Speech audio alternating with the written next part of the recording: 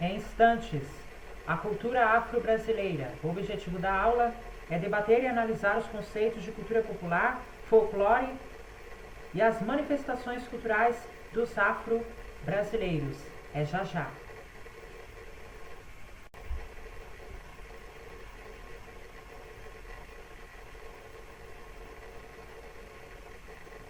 Então, pessoal, pega um cafezinho e vamos participar, vamos estudar um pouco da cultura afro-brasileira. Pega o cafezinho e participa da minha aula, ok?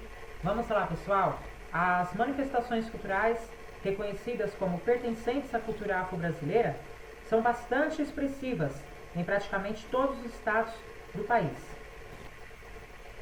com a preponderância em alguns cujo peso da escravidão e a inserção da mão de obra africana foram mais intensos, como Bahia, Rio de Janeiro, Minas Gerais, São Paulo, Goiás, Pernambuco, Maranhão, Sergipe e Paraná. Então, as manifestações culturais como pertencentes à cultura afro-brasileira são bastante expressivas em praticamente todos os estados. Então, todos os estados do Brasil têm a cultura afro-brasileira. A cultura afro-brasileira, ela se faz presente em todo o país. Em todo o país. Tá? Em todo o Brasil. No Brasil inteiro, a gente tem a cultura afro-brasileira.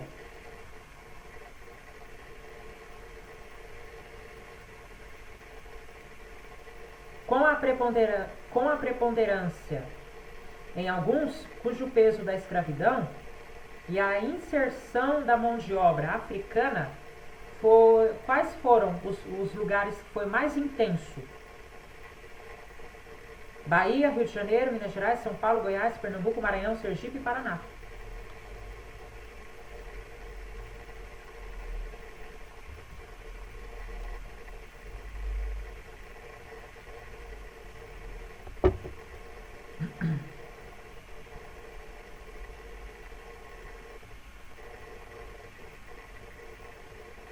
Congada, maracatu, umbigada, jongo, folia de reis, bumba meu boi, samba de roda, afoxés e tantas outras manifestações culturais preenchem o calendário festivo das cidades brasileiras e são consideradas manifestações afro-brasileiras, que os africanos, né, trouxeram a cultura deles para cá, por isso que tem o nome afro-brasileira, que é a cultura dos africanos que veio para o Brasil. Então, por isso que tem esse nome, né, culturas afro, que vem de africano, africano, cultura afro-brasileiras.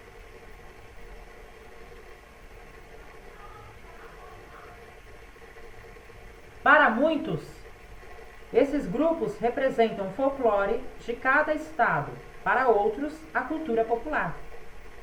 Então, para muitos, esses grupos representam o folclore. Que grupo? Esses grupos que eu acabei de mencionar: congada, maracatu, umbigada, jongo, folia de reis, bumba meu boi, samba de roda, afoxés. Esses grupos, para muitos, representam o folclore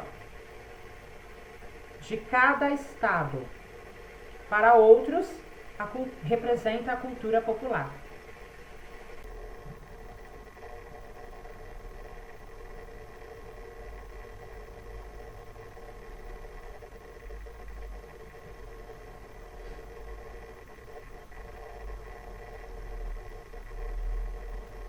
Para muitos, esses grupos representam o folclore de cada estado. Para outros, a cultura popular. Mas, qual desses dois temos melhor?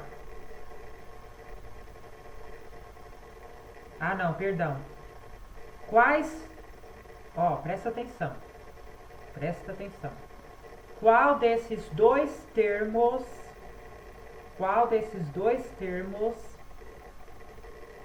melhor explicam essas manifestações?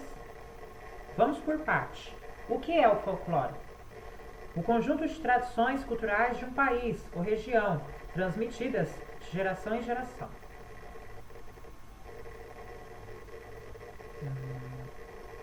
Que misturam fatos e recordações é considerado folclore. Essas tradições teriam dado início às muitas manifestações populares ocorridas no Brasil. Semanticamente, folk quer dizer povo, nação, e lore quer dizer que significa saber. Os responsáveis pela escrita do folclore são chamados de folcloristas.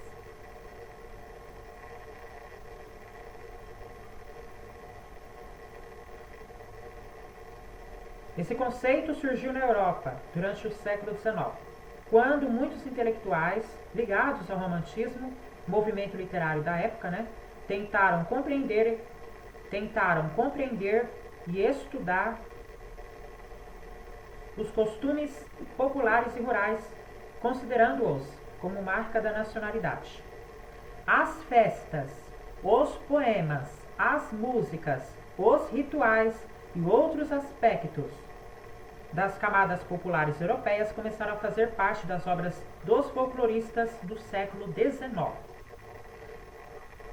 que se preocupavam em valorizar as permanências e as tradições contidas nas áreas rurais europeias e que não tinham sido atingidas.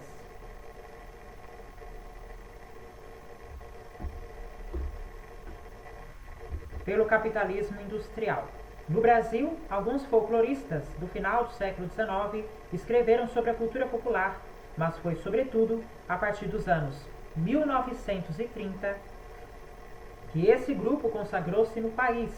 Com a valorização da cultura popular rural, muitos folcloristas desse período registraram as manifestações culturais com o receio de que tais desaparecessem por causa da modernização que o país passava na época.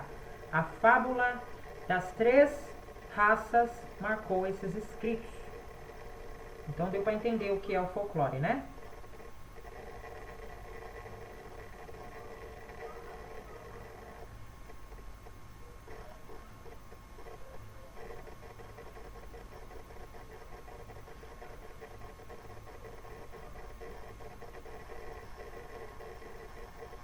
O que é cultura popular?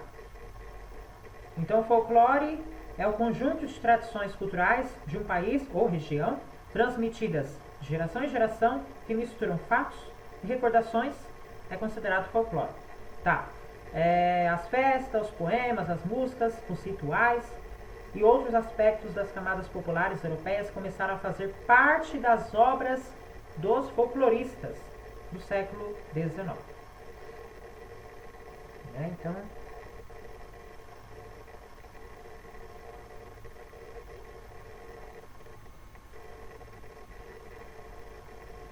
o folclore brasileiro, a gente tem festas populares.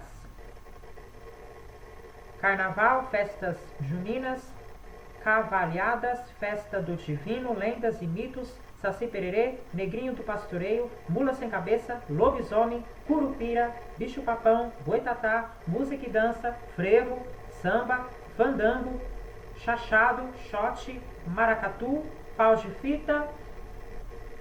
Fita e Quadrilha. São essas as festas populares que a gente tem aqui no Brasil, que é considerado folclore. Tá, pessoal?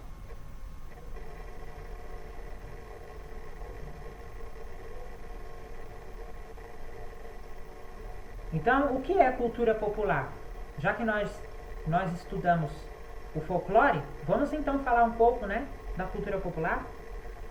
A partir de 1950 e 1960, alguns sociólogos ligados à Universidade de São Paulo, USP, criticaram o folclore, argumentando que a prática dos folcloristas não era científica, mas demasiadamente descritiva. Essas críticas Essas críticas tiveram repercussões negativas para o folclore, que acabou marginalizado no meio acadêmico e até hoje carrega conotações pejorativas.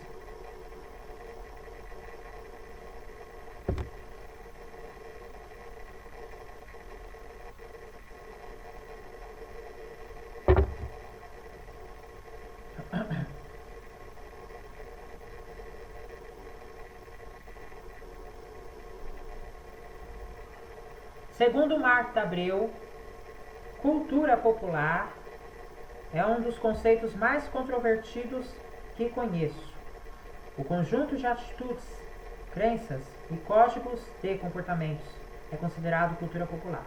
Então, cultura popular é o conjunto de atitudes, crenças e códigos de comportamentos é considerado cultura popular.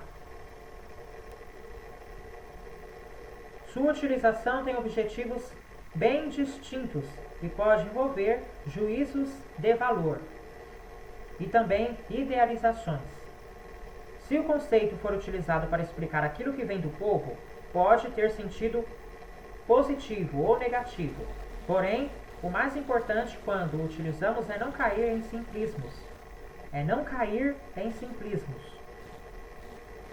Para o historiador Carlo Ginzburg, é importante romper com a visão que caracteriza a cultura popular como conjunto de crenças e ideias das classes populares, elaboradas pelas outras classes. Os grupos populares possuem a sua cultura, que circula em movimentos recíprocos entre as classes e influencia os diferentes níveis de cultura. Os diferentes níveis culturais.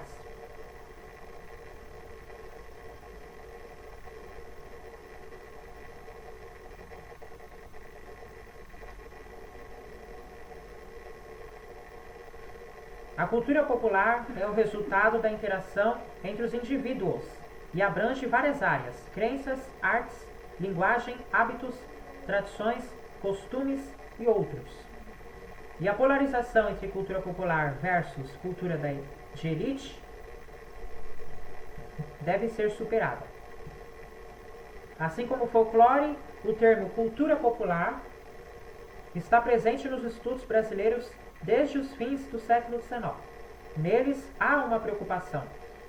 E qual é essa preocupação? Em entender a identidade cultural do país.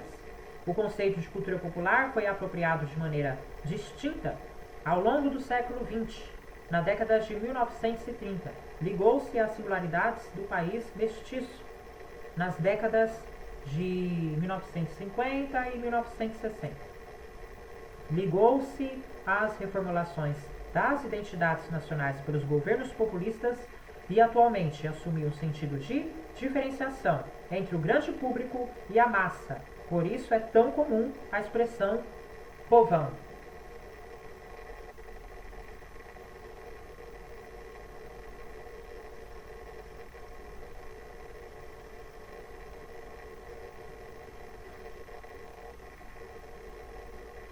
Ou seja, aquilo que vem do povo, cultura popular, né?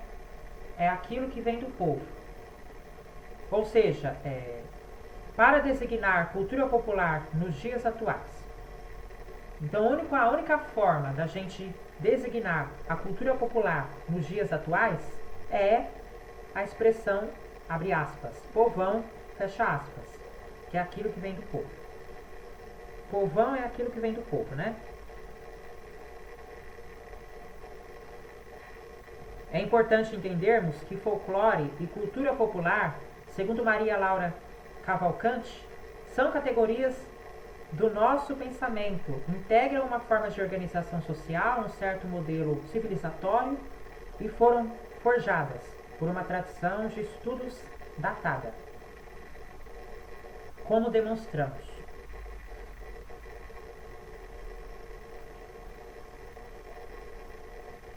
Eu espero que essa discussão contribua para o seu conhecimento, contribua para o seu entendimento, que é sobre a cultura popular afro-brasileira, não fixada no tempo, mas em processo contínuo de transformações. sem perspectiva simplificadora sobre esses processos culturais. Então, como eu disse, espero que essa discussão de hoje contribua para o seu entendimento sobre a cultura popular afro-brasileira. Tá, pessoal? Acabou a nossa aula, muito obrigado pela sua companhia. Se você não é inscrito, se inscreve no canal. Gostou? Achou interessante? Aprendeu com a aula de hoje? Já deixa seu like. Eu fico por aqui e eu quero avisar vocês que na quarta-feira,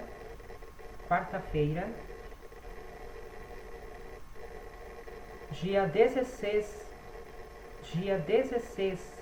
de junho, eu estarei gravando ao vivo no novo horário, às 10 horas da manhã. Então, a partir de quarta-feira, dia 16 de outubro, a partir de quarta-feira, dia 16 de junho, estarei gravando no novo horário, às 10 horas da manhã, ao vivo no meu canal, tá? Então, ao invés de gravar às 11 horas, eu vou gravar uma hora antes. 10 horas da manhã, estarei ao vivo no YouTube. Então, eu desejo a todos uma ótima semana, uma ótima segunda e até amanhã. Tchau, pessoal!